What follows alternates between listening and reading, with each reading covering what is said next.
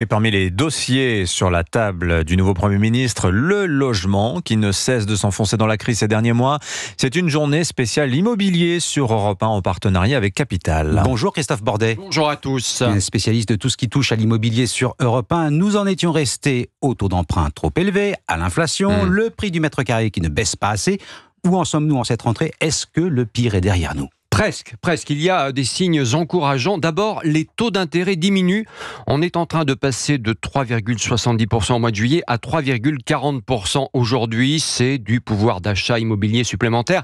Ça veut dire que l'on peut s'offrir 3, 4 ou 5 mètres carrés en plus par rapport au début de l'année pour un prix d'achat équivalent. Ensuite, les vendeurs contraints et forcés ont baissé leur prix en moyenne de 5% depuis juillet 2022. Mais attention, ça se stabilise, ça remonte même déjà timidement dans certaines villes.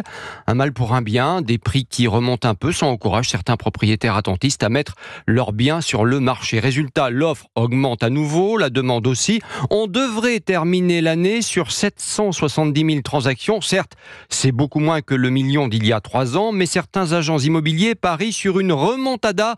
900 000 transactions en 2025. Reste à espérer le redémarrage de la location et surtout de la construction neuve en plein marasme.